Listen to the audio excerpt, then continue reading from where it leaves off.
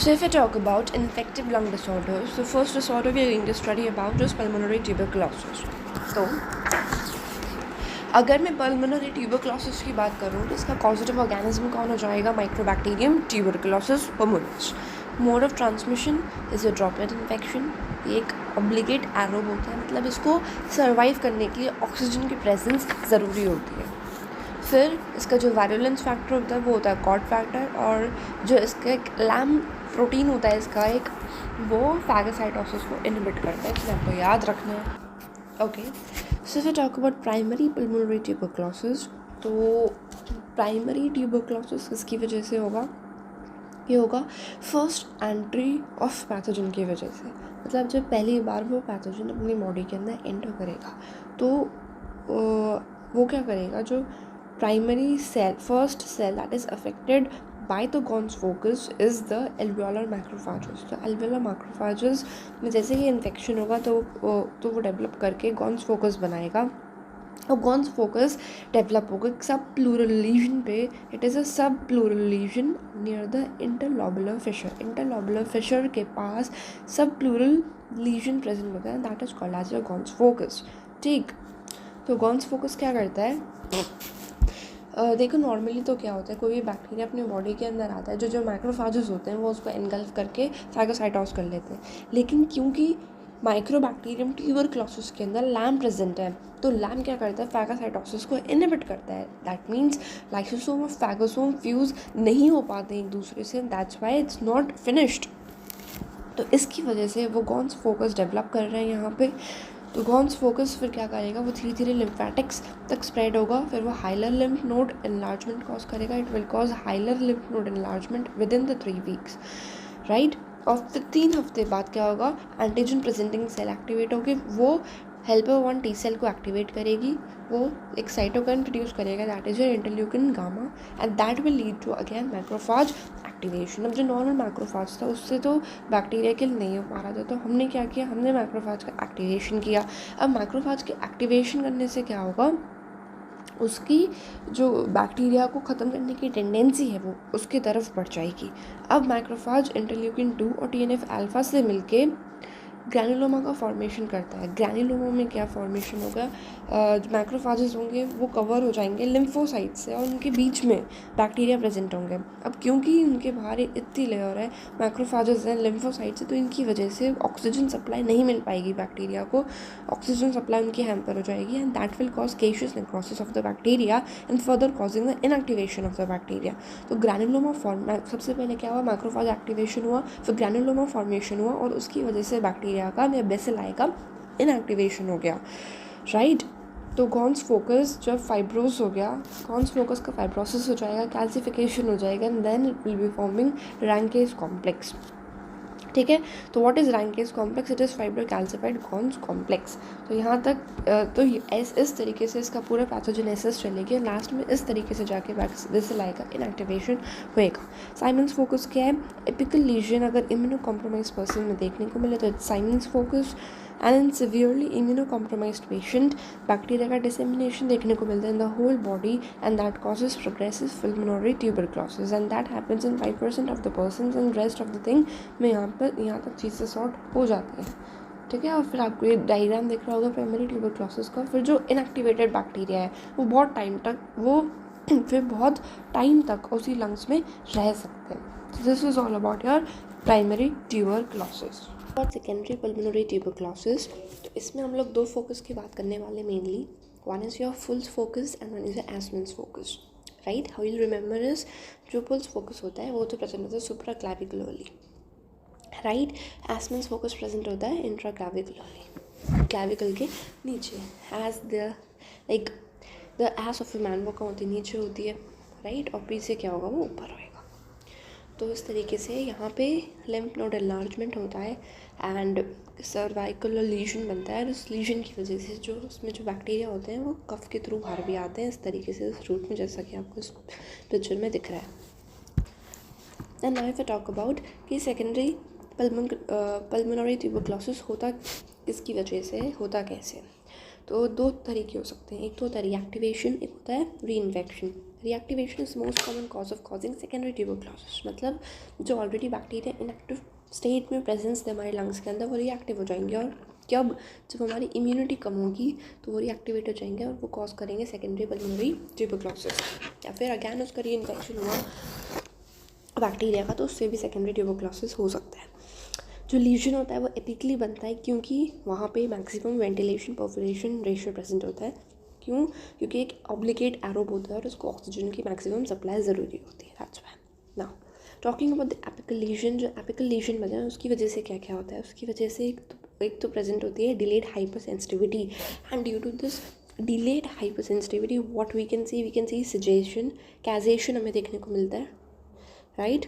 फिर कैविटेशन देखने को मिलता है। कैविटेशन मतलब जो ये हाइपर सेंसिटिविटी रिएक्शन है इसकी वजह से नेक्रोटिक टिश्यू का डैमेज हो जाता है, और क्योंकि नेक्रोटिक टिश्यू का डैमेज हो गया तो टिश्यू उस एरिया से रिमूव हो जाएगा एंड उस जगह कैविटी का फॉर्मेशन होगा, and that is called as your कैविटाइजेशन।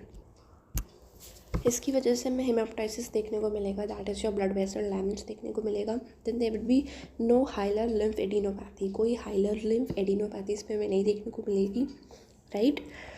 Now talking about the immunosuppression case, it can also cause a progressive pulmonary tuberculosis, that is also very commonly इसके through हो सकता है।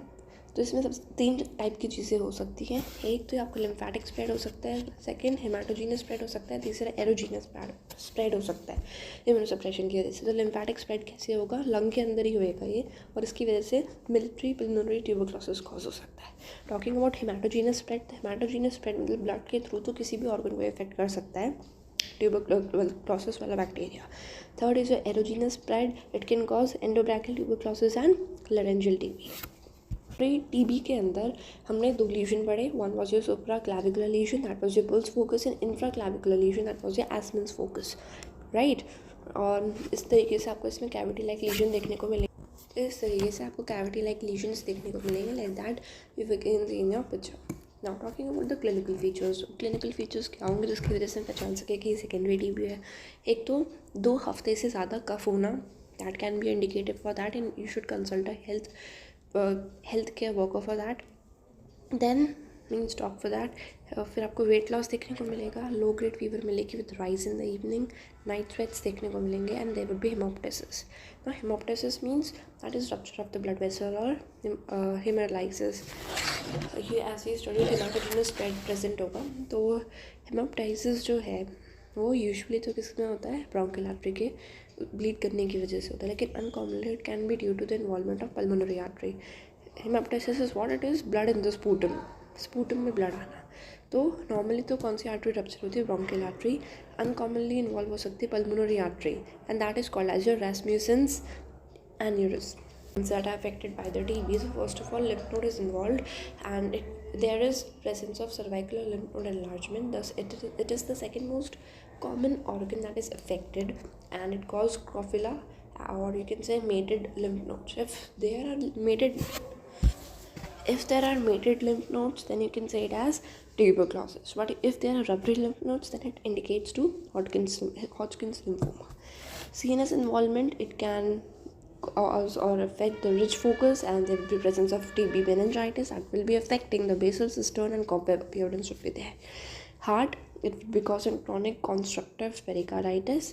Bone, in that vertebral column would be involved, and there would be presence of POTS. Spine, there would be presence of POTS spine, and there would be presence of cold abscess हमने इसे क्यों बोला? क्योंकि normally जब भी abscess present होता है अपनी बॉडी में टेम्परेचर राइज होता है उस एरिया में, लेकिन यहाँ पे टेम्परेचर एज सच कुछ राइज नहीं होता, that's why we say this abscess as a cold abscess.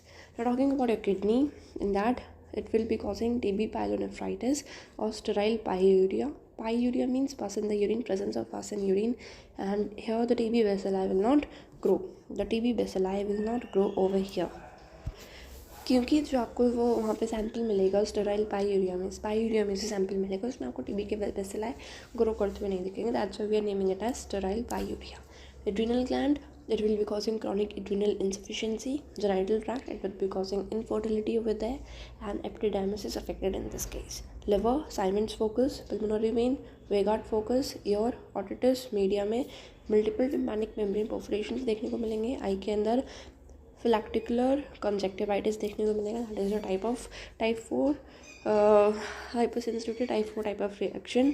And GIT के अंदर ileum affected मिलेगा, and it can be causing also sub acute intestinal obstruction over there. जो हमने बात कही थी मलेरिया ट्यूबरक्लोसिस देखने को मिलेगा. इसके अंदर मिलेट लाइक फोका, ऐसे छोटे छोटे डॉट डॉट जैसे फोका देखने को मिलेंगे इसके अंदर. Not talking about the diagnosis of secondary TB, तो उसके अंदर हमें ESR बढ़ा हुआ देखने को मिलेगा, DLC बढ़ा हुआ देखने को मिलेगा. That is lymphocytosis. You'll able to see over here. Then there would be in the case of sputum examination, we'll be using two methods for that. That is your Petrov's method and your NALC method. In that we'll be referring an early morning sample, and the stain used is Jensen stain, that is ZN stain. And in the ZN stain we'll be seeing your acid fast bacilli, right?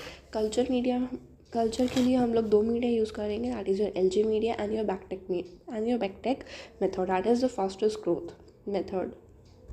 PCR करेंगे हम लोग mycobacterial NA का by the technique of CB एनआर्ट. And chest x-ray में आपको pleural effusion भी देखने को मिलेगा. In that you will be able to see straw coloured fluid in the pleural trap and more an increased amount of ADA levels, right? That is adenosine deaminase level will be increased in this case. तो ये 3 चीज़ें आपने देखी यहाँ पे. That is acid fast bacilli, Langerhans cells, and your caseous necrosis will be seen in this case. What is the treatment? Treatment is antitubercular drugs and MDR-TB and XDR-TB. MDR-TB means multiple drug resistance for tuberculosis, and it is resistant to isoniazid and rifampicin. And XDR-TB means extremely drug resistance for TB, and it is resistant to first line ATT, first one injectable fluoroquinolone and aminoglycosides. So it is limited to we can use this for the treatment of a limited type of patients. So that was all about your tuberculosis.